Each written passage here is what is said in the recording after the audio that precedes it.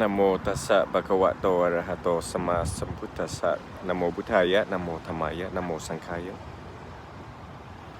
Good morning to all of you on the east side of the world as you wake up and see this video. Vietnam, Sri Lanka, Thailand, Laos, Cambodia, Myanmar. Good afternoon into the evening to all of you in the United States. In front of me is the wonderful, beautiful ocean. And I'm sitting on a bench. And now typically when I give talks as I'm at the beach, it either means good news or bad news. There's a wonderful citizen next to me, and he's going to get a kick out of this talk. I won't interrupt, I promise. We're hoping for a break in the clouds to see the sunset, but Florida's been a little strange lately with weather being very cold in the morning. And for some reason, I can literally take this other shirt off. It's like summertime right now out here. There's rain where we're seeing. You can hear the waves crashing in. This is a deep talk, and it's quite psychologically and mentally taxing. So therefore, I decided to look at the waters as I'm giving you all this talk.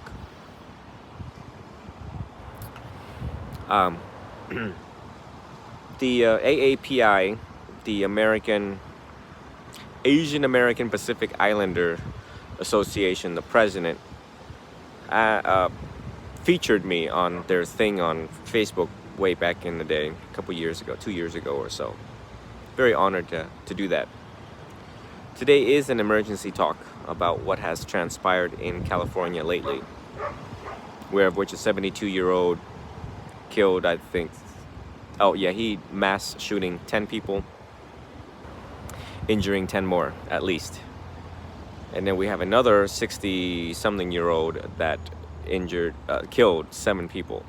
I'm not sure of the exact details of that, but it's an emergency talk because, you know, the rest of the world is now, at least people in the US is now sending a lot of messages that, Asian people are violent, that narrative, right? I hope this talk circulates around all of the social media, and it's a conversation to have. And also, when Asian people act out, and mind you all, right now, right here in Pinellas County, I'm working an attempted murder case involving, again, the same age group.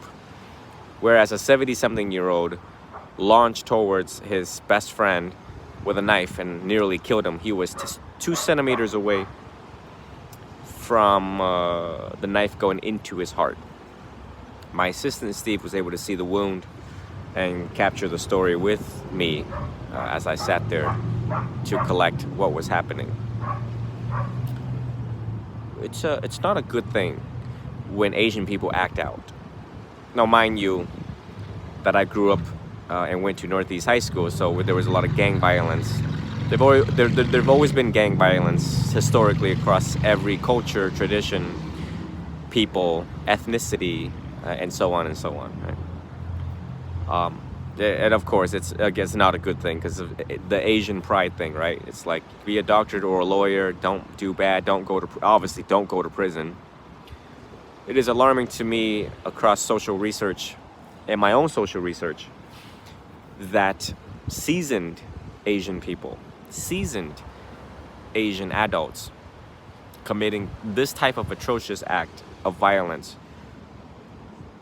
And so these 2 latest gentlemen so happens to be Chinese, and the attempted murder case that I'm working is Vietnamese.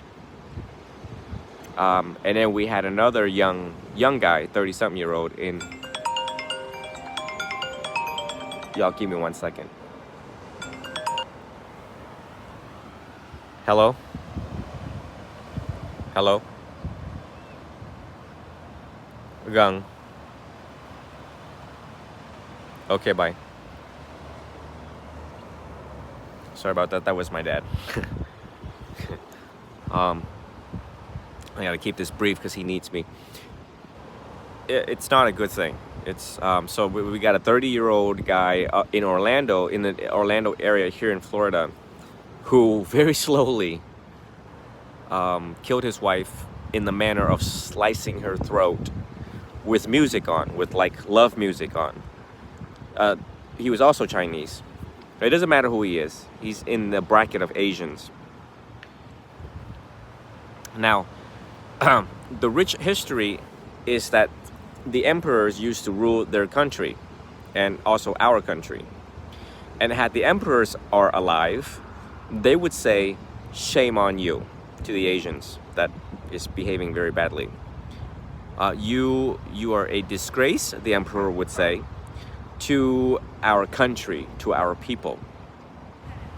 Obviously, modern day people don't give a shit about the richness of our culture, the education of our culture, and this is across the board, right?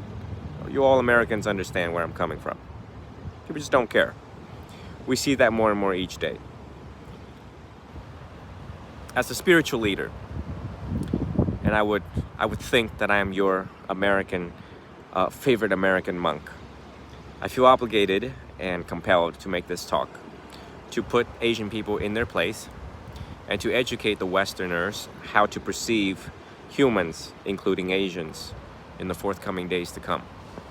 To also sound the alarm that we're starting to lose the battle very quickly. Again, let me repeat myself for the 8th time this week. There are 6-year-olds who are shooting at people, right? Got a 6-year-old that just shot the teacher intentionally. We had a 5-year-old that took a gun and pointed at law enforcement while his father was being taken into custody. That's what our kids know. That's what they're acting on. And they do so willfully, knowingly, and intentionally.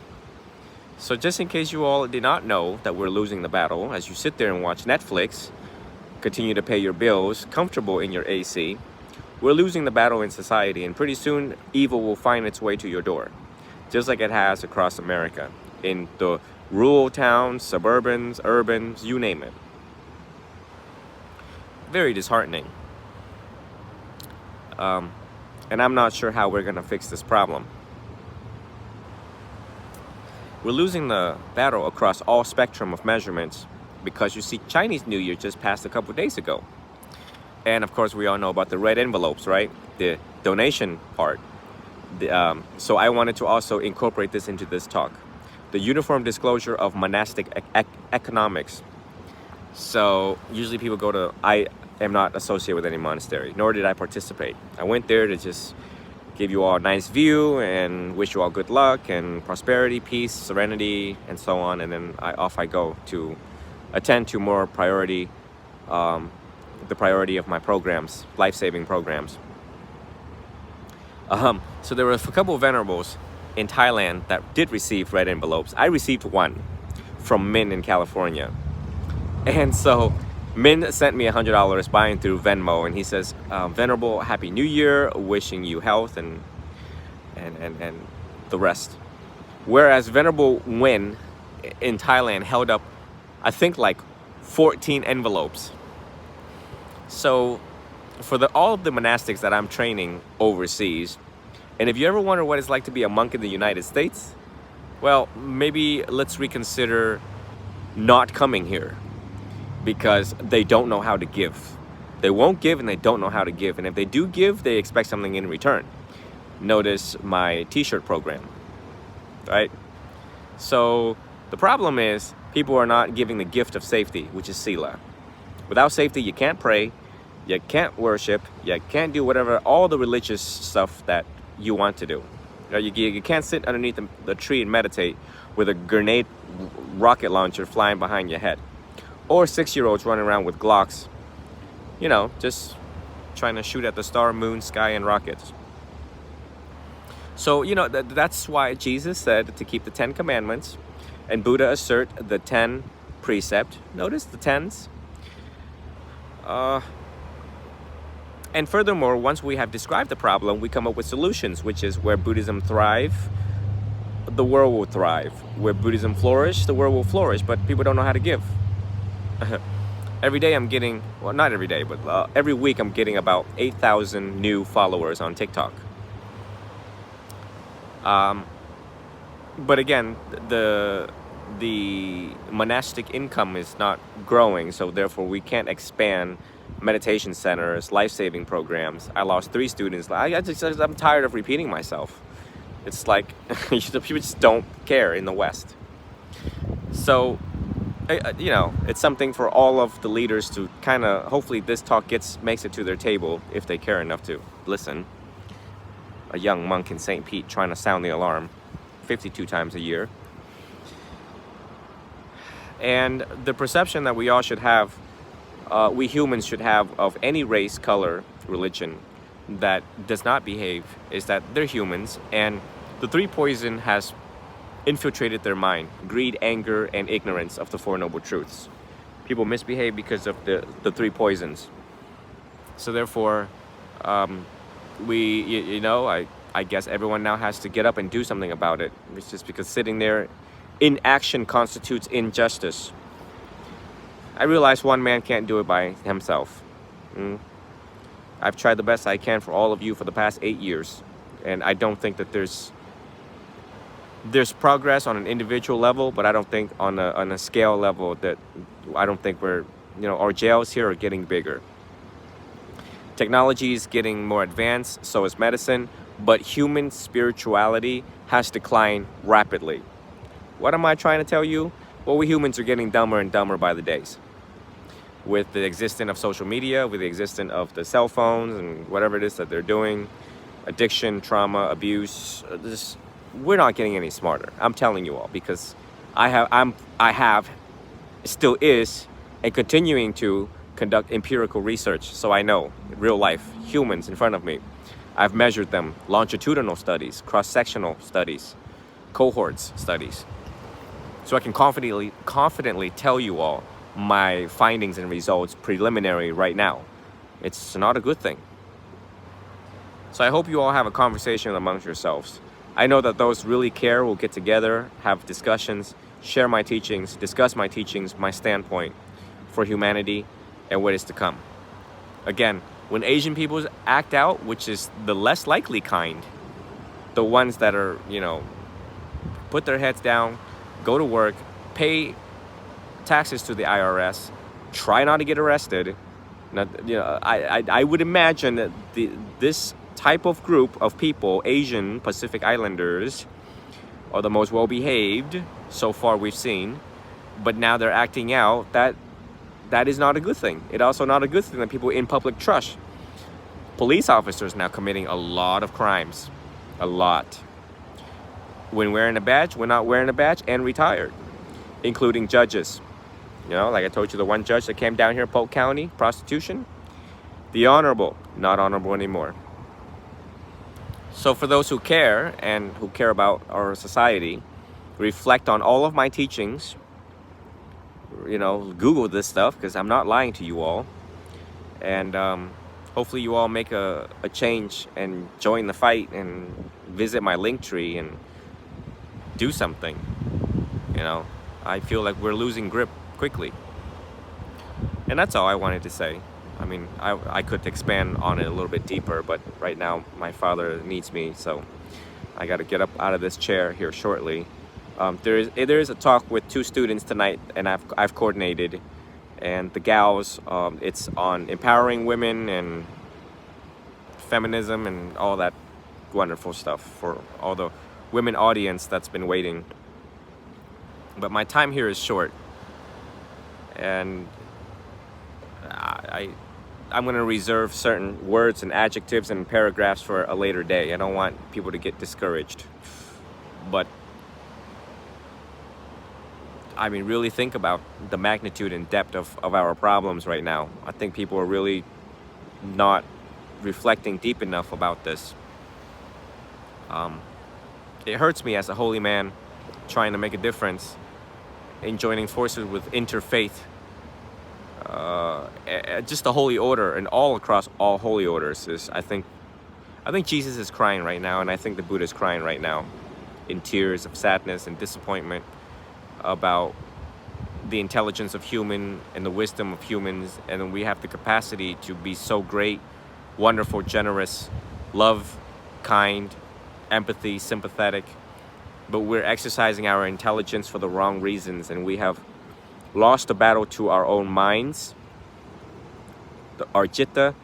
We have let the samsaric formations continue. We failed to discipline ourselves wisely to win the battle within ourselves, right? You can win 1,000 battles 1,000 times, but the noblest of all is the one who wins the battle within himself. His own depression, his own anxiety, his own hatred, his own greed.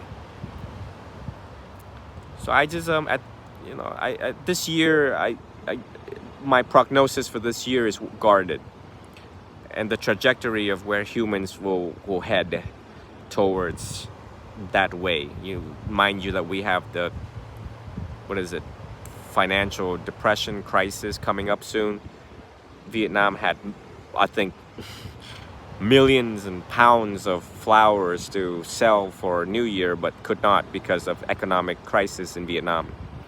So with the economic impact, you all can feel and kind of perceive right now what's about to come, right? The crime rates that is about to come and how they will proliferate, and we don't have enough law enforcement. And the hate against law enforcement. Everybody hates the police until you need them. And just wait for it. Just wait for the purge when it comes. And you gotta ask when they all try to kick down your door as you're sitting there watching Netflix and take everything you have and kill you. You all know that I've never used this language before. And now I'm using direct language so you all understand what is waiting for us mid-year and towards the end of the year. And my God, y'all better hope there is enough law enforcement everywhere, and they work overtime, underpaid, hated, and not a lot of resources to come to the rescue of the people. That's getting scarier and scarier as the minute passes and moment to moment. And I just don't know what our leaders are doing. I don't see anyone else addressing this.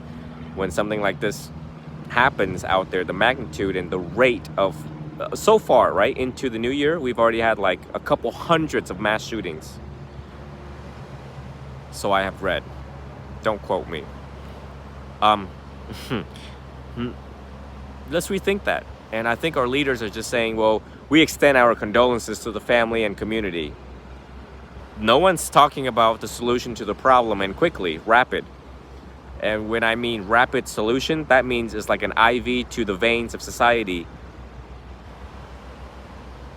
But I'd like to conclude my talk for now. It's 6:04, and I will reconvene hopefully with you all at 8 or 9 p.m. tonight to about the two gals that want to, talk. But I couldn't keep silent with what's going on right now, things that you all are not seeing and you all are not well informed about. But trust me, as a holy man and one who has millions of followers, a lot of information, I have an intelligence team that keep me updated to what's going on. It's no different than the Dalai Lama right now, everyone think he's sitting there drinking tea.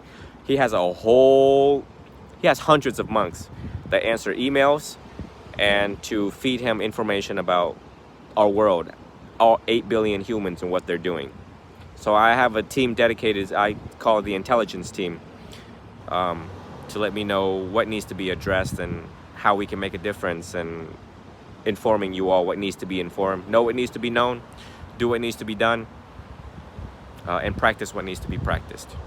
So again, thank you all for joining, and have a wonderful night. Again, inaction constitutes injustice. So let's time to put our intelligence and this noggin right here all together and try to slow down the rate of hate that's going on around in the world. May you all be well, be happy, be free of mental suffering, be free of physical suffering. May you all realize the light of your own true nature. May your heart remain open.